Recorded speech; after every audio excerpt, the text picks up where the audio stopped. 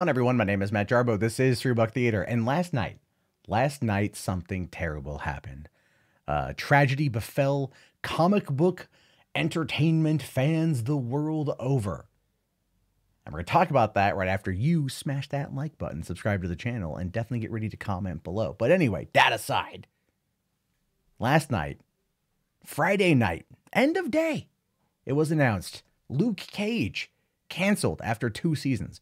This, of course, is coming on the heels of not only Iron Fist being canceled after season 2 came out just a few weeks ago, and also Daredevil season 3 dropping yesterday. The hype was high for Daredevil, and it kind of was overtaken by the news of Luke Cage being canceled. My girlfriend's aunt is in town. I've never met her before. She doesn't know me at all. I told my girlfriend last night, and the aunt was always like, no, she watches all those shows and she loves them. And she's upset that it canceled. You made an old, middle-aged woman unhappy, Netflix. But let's find out why.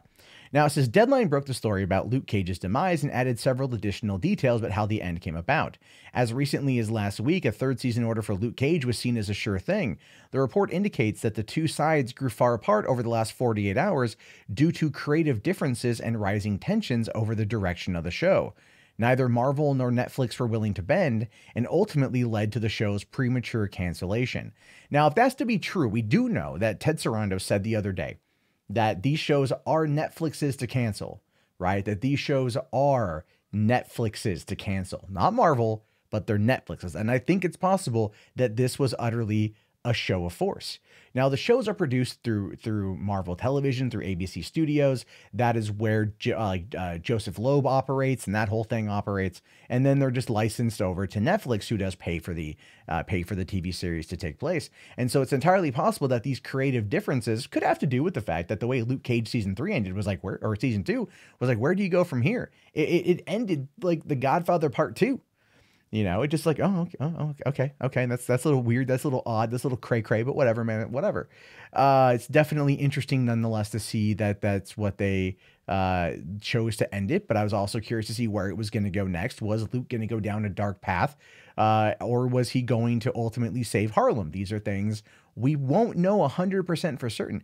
Now, here's what Chio Hodari Coker said about the cancellation. He says here, a lot of memories, a lot of individual thank yous to make. Just want to say thank you to Marvel, Netflix, and the best writers room, cast, crew, the Midnight Hour, and all those who graced the stage at Harlem's Paradise, and the most incredible fan base in the world. Forward always. But it does go on to say here that according to Deadline, there aren't currently any plans for Disney's upcoming streaming service to give Luke Cage a 3rd season.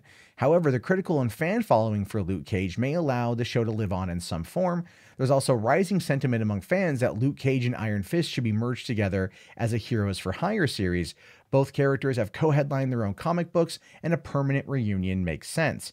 Going on to say that the timing of this cancellation is curious, since the news will distract from Daredevil's 3rd season. If Netflix turns around and cancels Daredevil as well, then the 3rd season of Jessica Jones and the 2nd season of The Punisher could be the final Marvel shows on the streaming service, which is true. And it's entirely possible Netflix at this point is playing hardball with ABC. With Marvel. I think that's what it boils down to. I think this was done as a way to show that they have the upper hand. Like, no, these are our shows, right? You don't get to take them. These are our shows. We made them popular. And this could just be them pissing on Disney's feet and saying, no, it's ours. We'll cancel them. But we'll keep it underneath our own, our rights. We'll have the royalties to them, or the rights to them, for as long as we want. We'll keep it around just long enough in order to make sure you don't get it. You know, that sort of thing. I don't know if Netflix is that particular in regards to it being as callous. It doesn't feel like it'd be like that. So it feels like there's a larger game at play here.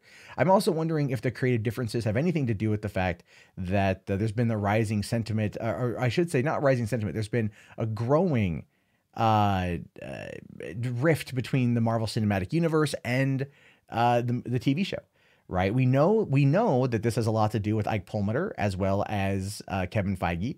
It's entirely possible that creative differences with Marvel Television were following under the orders of Perlmutter, who wanted to continuously pull away from what Marvel was doing with the show. We know, or doing with the MCU. We know, like Tom Hiddleston and Elizabeth Olsen are going to be doing their own like limited series on the Disney streaming service. Whenever we get more information about that, I'll obviously cover it. We know that's going to be a thing, but we don't know what else is going on. So I'm wondering if this is a further rift between Perlmutter and Kevin Feige.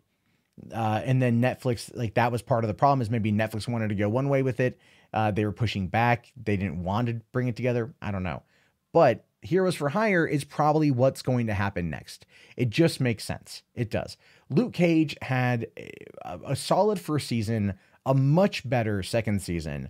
I would argue that the back half of season 1 of Luke Cage is utterly just wasted. I think, what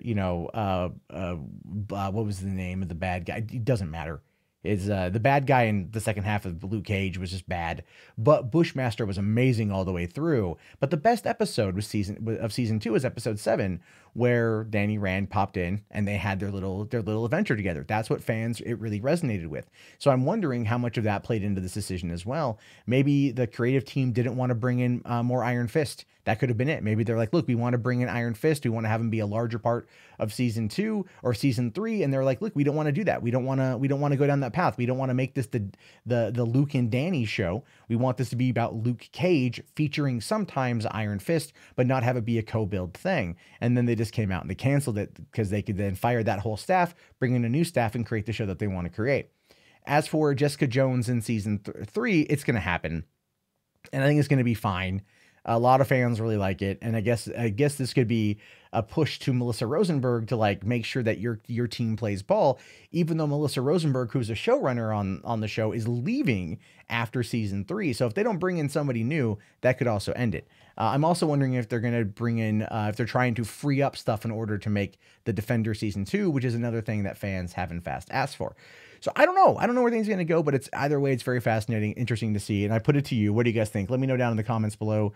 If you made it this far, type in Luke Cage into the chat so I know. We'll definitely talk again soon. Thumbs up the video, subscribe, have yourself a good one, and peace out.